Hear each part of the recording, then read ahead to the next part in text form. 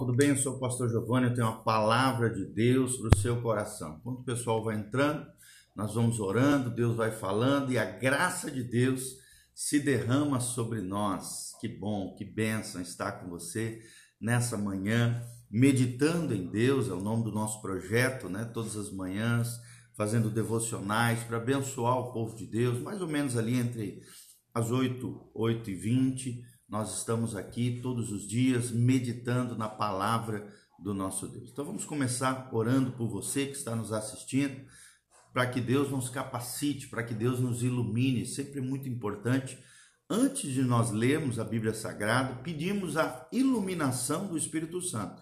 Até porque o autor da Bíblia Sagrada é Deus. E quem iluminou os escritores, mais de 40 escritores, que escreveram 66 livros, 39 no Antigo Testamento, 27 no Novo, em aproximadamente 1.500 anos de história, foi o Espírito Santo quem iluminou, quem inspirou, quem capacitou cada um deles a escrever de forma extraordinária as palavras do coração de Deus para os nossos corações. Vamos orar então. Pai, no nome de Jesus, nós estamos nessa manhã na Tua presença, pedindo a Tua graça sobre nós, a Tua unção e o Teu amor. Pai, ó Deus, capacita cada vida, cada pessoa que se prontifica a estar conosco aqui, ó Deus, meditando na Tua palavra, nos Teus preceitos, nas Tuas verdades. Nós te pedimos isso de todo o coração. Seja conosco, nos abençoa, derrama a Tua glória, a Tua graça, a Tua unção sobre nós, é o que nós te pedimos de todo o coração, para o louvor e glória do Teu nome, em nome de Jesus. Amém. Amém e amém. Só fecha a porta. Amém, queridos? Glória a Deus. E ali também, ó. Pode fechar ali. Essa e aquela outra lá. Não. A porta só. A porta lá por dentro. Tá.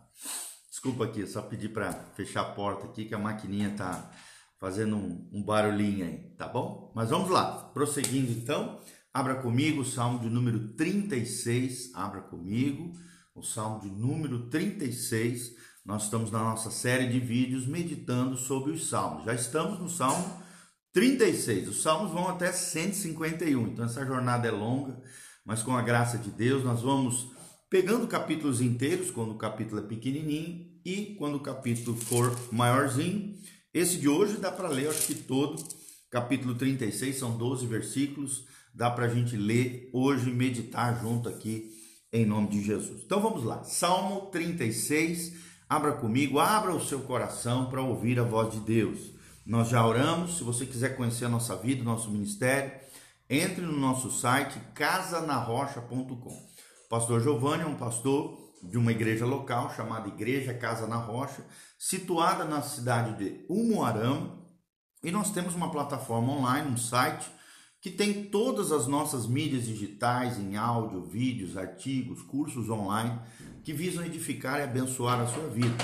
Ali também você pode semear nesse ministério de pregação da palavra, nos conhecer melhor. Nós temos mais de 400 áudios, mais de 1.400 vídeos no YouTube. Tudo isso disponível para você crescer e florescer no Senhor. O nosso Instagram, Facebook e também YouTube da igreja se chama Igreja Casa na Rocha.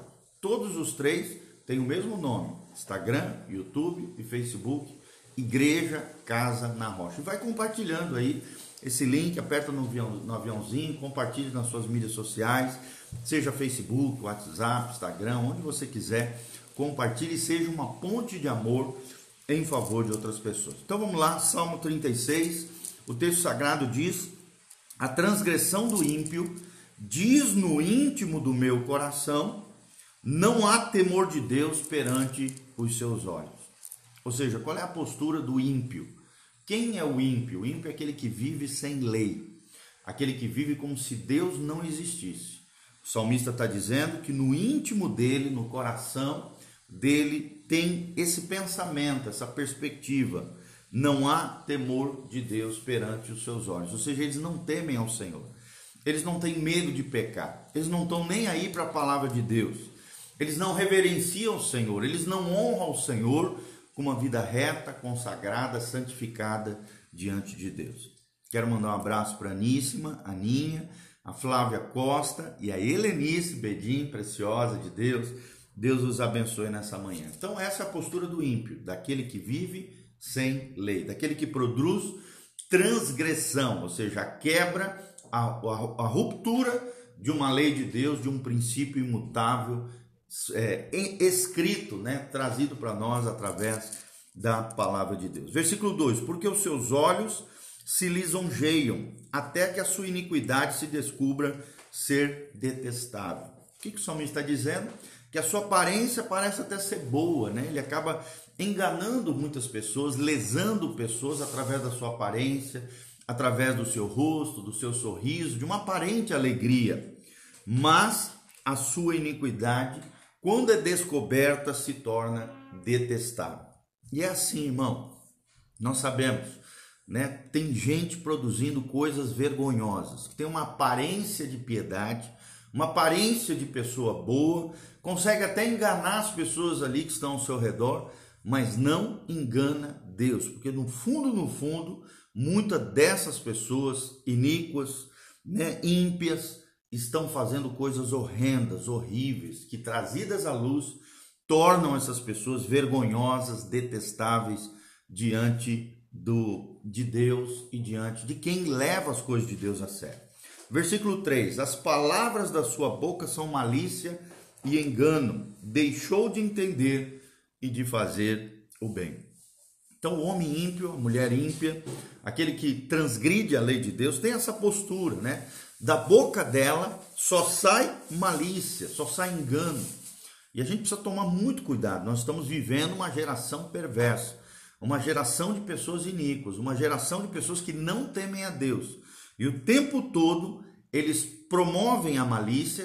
O que é a malícia? É uma ação de provocar o mal, de seduzir, de falar besteira, vulgaridades, coisas relacionadas ao sexo principalmente, tentando derrubar, tentando destruir, fazendo o outro tropeçar. Maldade, malícia, engano, são características de um iníquo, de uma iníqua, de alguém que não leva Deus a sério.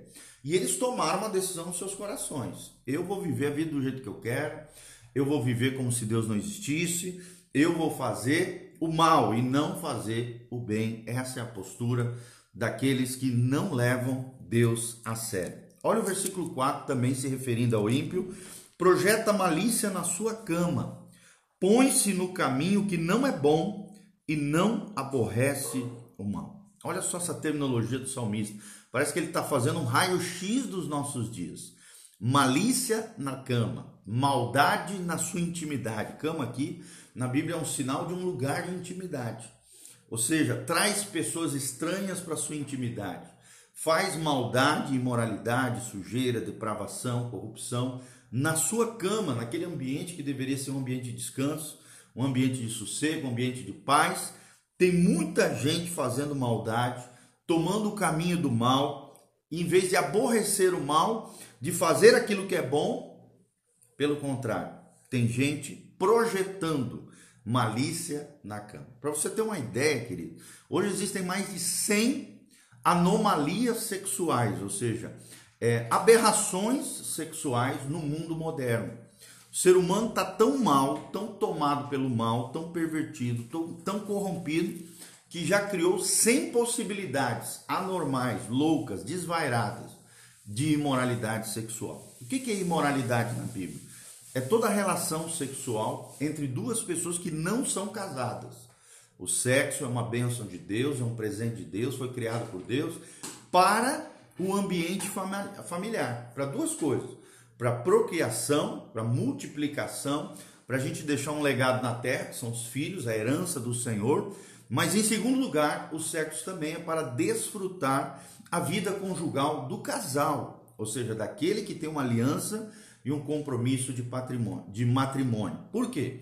Irmão, o sexo ele derrama sangue, ele é um pacto de intimidade, de sangue entre duas pessoas, onde dois se tornam um, duas pessoas se tornam um através de uma aliança de sangue. Vocês sabem que nos órgãos genitais ali envolve sangue, tanto é que existem as doenças sexualmente transmissíveis, como a AIDS, né, a gonorreia e outras doenças que causam muitos problemas na humanidade, inclusive mortes terríveis.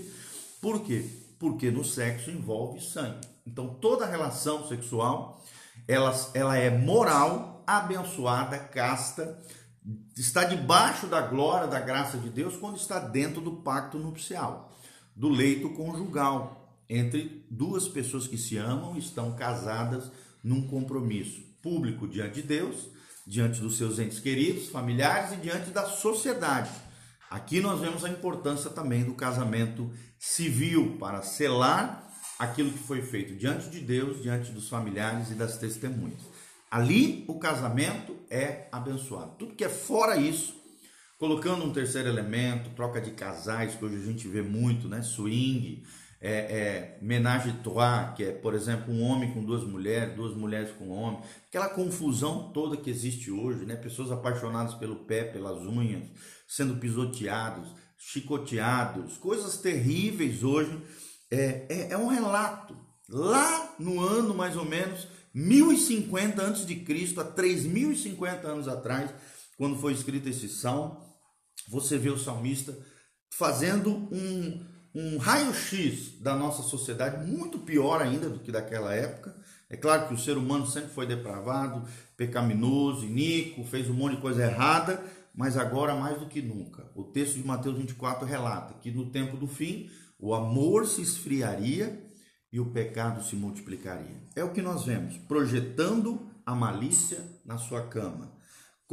Põe-se no caminho que não é bom e não aborrece o mal, trazendo o mal para o leito conjugal, trazendo o mal para dentro da intimidade entre as pessoas, causando o que a Bíblia chama de prostituição. É interessante, prostituição na Bíblia não é vender só o corpo em favor de sexo, de poder, de ostentação ou de alguma coisa, mas também é a imoralidade sexual com todos os seus desvios de conduta nessa área, fora sexo, fora o contexto conjugal, tá bom? Tem muita gente que pensa que o sexo é uma coisa suja, poluída, feia, só para criar filho. Não, o sexo é uma coisa linda para ser desfrutada no leito conjugal entre duas pessoas casadas. Dois namorados não podem ter relação lícita diante de Deus. Dois noivos que já vão casar têm que aprender a esperar até o casamento, para que então, depois do casamento, desfrute de toda a intimidade, agora sim, abençoada pelo Senhor. Se não está projetando a malícia na cama, está aborrecendo o bem e se agarrando no mal, fazendo o que Deus condena e não é o que Deus tem para nós, tá bom? Vamos aqui para o versículo 5. A tua misericórdia, Senhor, está nos céus, e a tua fidelidade chega até as mais excelsas nuvens. Quer dizer, depois do salmista relatar a perversão, a contaminação, a imoralidade, a sujeirada, na sua época, no seu tempo, no versículo 5, ele projeta que ele traz para nós aqui um Deus que tem misericórdia. Ou seja, se você errou lá atrás, falhou, fez um monte de coisa errada, nesse sentido, ou nos demais pecados que a Bíblia menciona, a Bíblia está dizendo aqui, Deus é um Deus de misericórdia. O salmista, no Salmo 36, versículo 5, a tua misericórdia, Senhor, está nos céus. Deus habita nos céus, Jesus está à direita do Pai, o Espírito Santo é derramado sobre nós e a fidelidade do Senhor chega até nós através das suas misericórdias.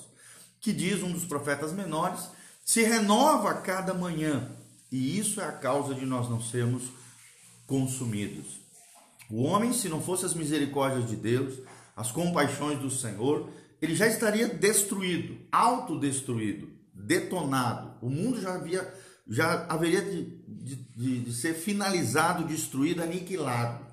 Mas graças a Deus as misericórdias do Senhor estão disponíveis dos céus sobre a terra, porque a fidelidade do Senhor são mais altas do que as mais excelsas nuvens, as mais maravilhosas nuvens do céu. Versículo 6, a tua justiça é como as grandes montanhas, ou seja, a justiça de Deus, o padrão de Deus, a justiça de Deus é elevado.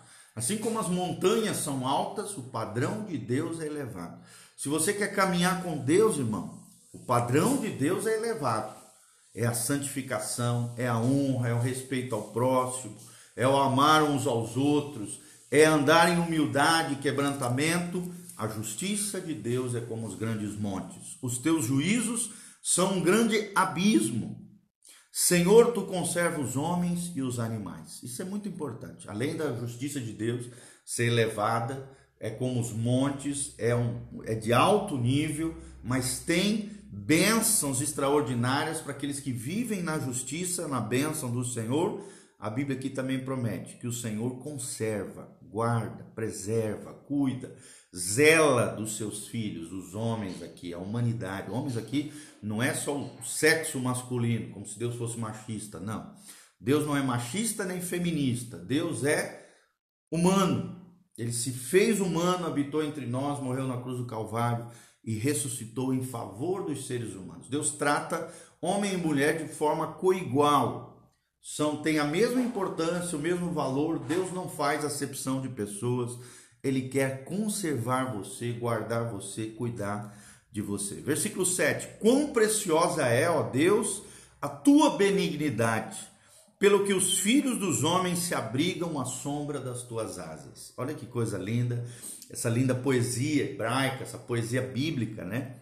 O salmista está dizendo quão preciosa é Deus, a tua benignidade. O que é a benignidade? É o atributo do caráter de Deus, onde Deus mostra, ele é o supremo bem.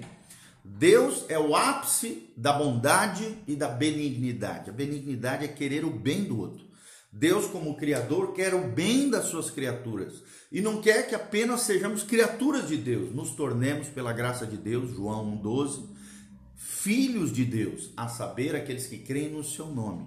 A Bíblia diz, João 1,12, mas Deus, mas a todos quanto o receberem, ou seja, receberem a Jesus, a estes Deus lhes deu o poder, a capacidade, o poder de forma sobrenatural de se tornarem filhos de Deus, a saber, aqueles que creem no seu nome. E quem é filho de Deus pode se abrigar à sombra das asas de Deus. Estou aqui de frente para a porta da minha sala e na frente da porta da minha sala tem o Salmo 91. Aquele que habita no esconderijo do Altíssimo, à sombra do Onipotente se guardará, se descansará. E é isso, é a mesma coisa que está aqui no Salmos 36, versículo 7. Os filhos dos homens, os filhos de Deus, os seres humanos que confiarem em Jesus, na obra da cruz, no Papai Celestial, podem se abrigar, se colocar debaixo do lugar mais seguro que existe, debaixo das asas do Altíssimo,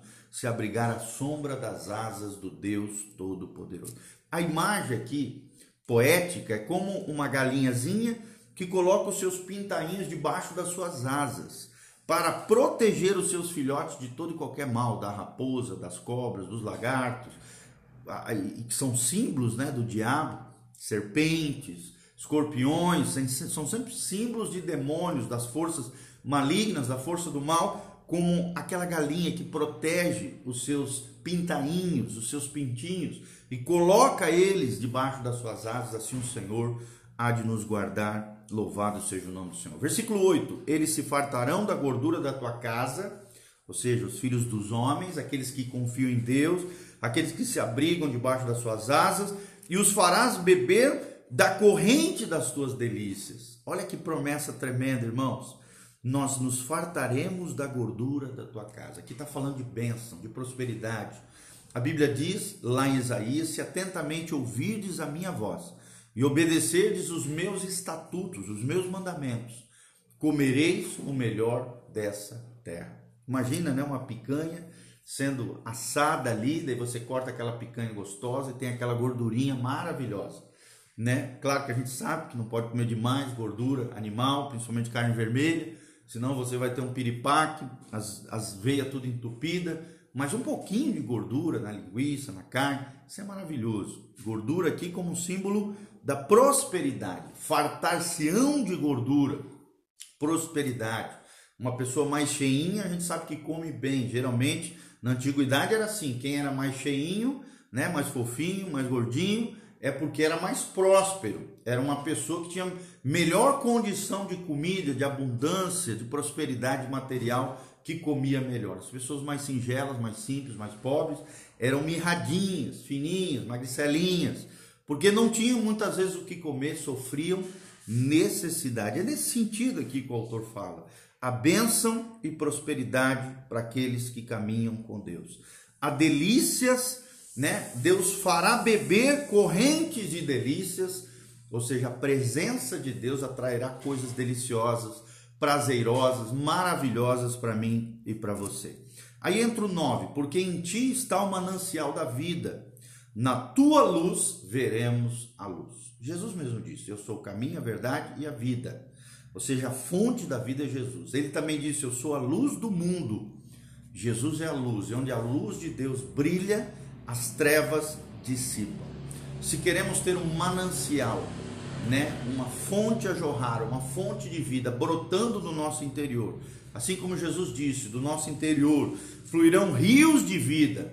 Se Jesus estiver no nosso coração, nós temos fonte de alegria, fonte de vida, nós temos luz que ilumina não somente a nossa alma, que andava até então na obscuridade do pecado, na sujeira, na vida tenebrosa, mas agora quando a luz de Deus brilha na nossa alma, no nosso coração, na nossa vida, a nossa alma se torna iluminada por Deus, veremos a sua luz, veremos a Jesus, a luz do mundo, e seremos luz para as nações, seremos bênção nas mãos do Senhor em favor de outras pessoas. Versículo 10, estende a tua benignidade sobre os que te conhecem e a tua justiça sobre os retos de coração.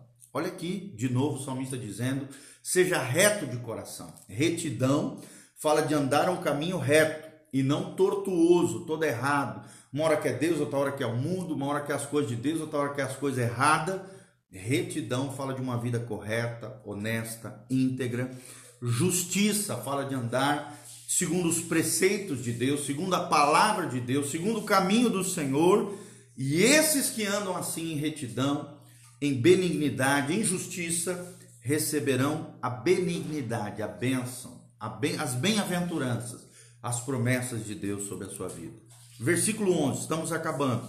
Não venha sobre mim o pé dos soberbos, e não me mova a mão dos ímpios.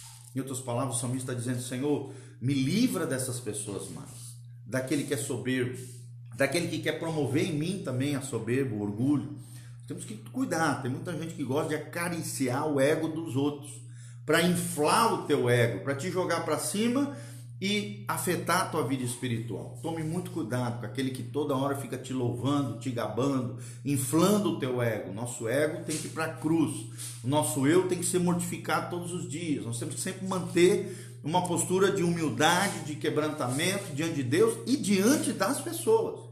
Tem gente que acha que é humilde diante de Deus, mas no dia a dia, no trato com as pessoas, prova que é um soberbo, um arrogante, um altivo, não escuta ninguém, não atende conselho, tem dificuldade de reconhecer erros e falhas. Tem uma das minhas palavras que eu ministrei, está lá no Facebook, sintomas da soberba. Tem uma série de sintomas de quem é soberbo, não escuta ninguém, sempre se acha o dono da razão. Tudo isso, irmão, é soberba.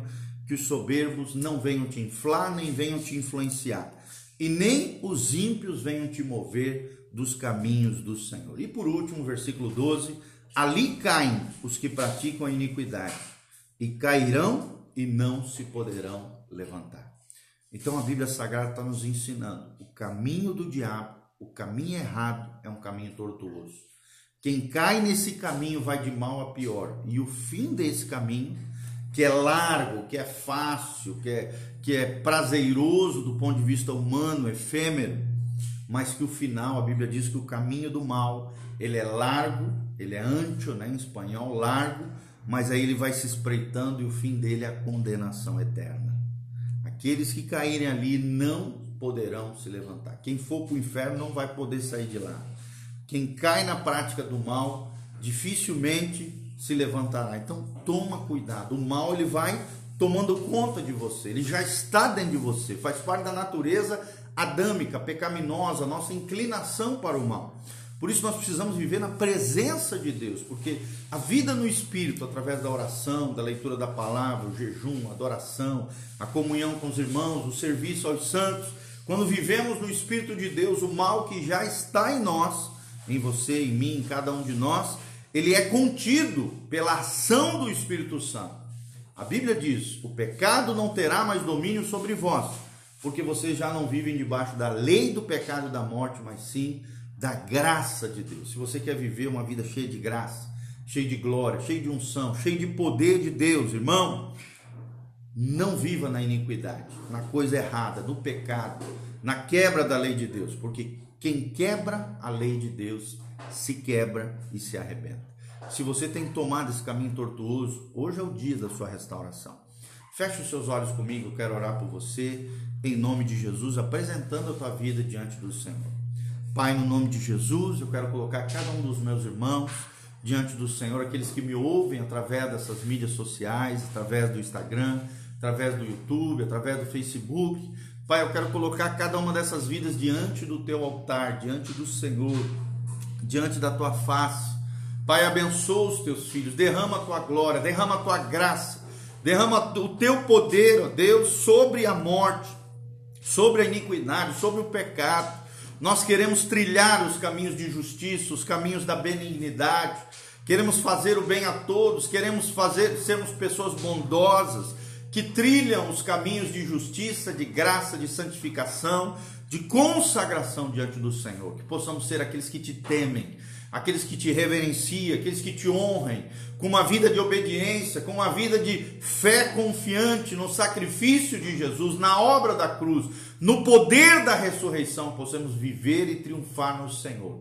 Dá-nos um dia abençoado, dá-nos uma semana agraciada, protegidos, guardados, debaixo das suas asas, Pai, caminhando com o Senhor. Perdoa os pecados, ó Deus, desses que sofrem, desses que estão, ó Deus, me ouvindo e que de alguma maneira foram sensibilizados pelo Espírito Santo a uma mudança de postura diante de Deus, consertando as suas vidas e os seus corações diante do Senhor. Pai, faz a tua obra, que o teu evangelho seja pregado com clareza, como um rio transparente, lavando o curso da nossa vida, o nosso coração, ó Deus, tirando as impurezas, tirando as sujeiras e fazendo com que o nosso coração seja cristalino, límpido, ó Deus, um manancial de vida de Deus em favor de outras pessoas.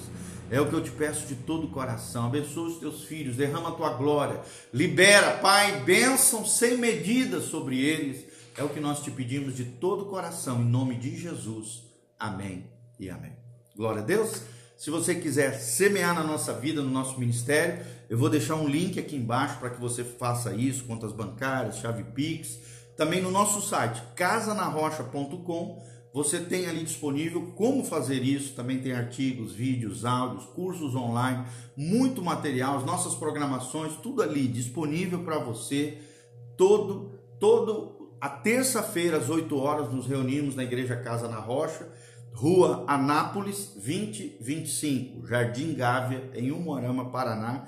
E nos domingos, às 10 horas da manhã, você será muito bem-vindo. Igreja Casa na Rocha, terça-feira à noite, às 8 horas, e domingo, às 20 horas, 2 cultos para abençoar o seu coração e a sua vida. Todas as informações, o endereço da nossa igreja, está no nosso site, casanarrocha.com. Desde já quero dar um abração, deixe sua semente, seja um cooperador fiel dessa obra linda do Senhor, louvado seja o nome de Jesus, amém e amém. Um abração, beijão do pastor Giovanni, Deus vos abençoe, a glória de Deus esteja com você. Se você chegou agora, né, muitos irmãos, pastor Fábio, Soiane, Helenice, Preciosa, o nosso querido Renan, assista novamente, eu vou deixar disponível esse vídeo para você assistir e compartilhe com outras pessoas, deixe seus comentários, pedidos de oração, estaremos orando por você durante todo esse dia em consagração diante do Senhor, amém? Um abração, beijão, Deus vos abençoe, a graça e a paz de Jesus.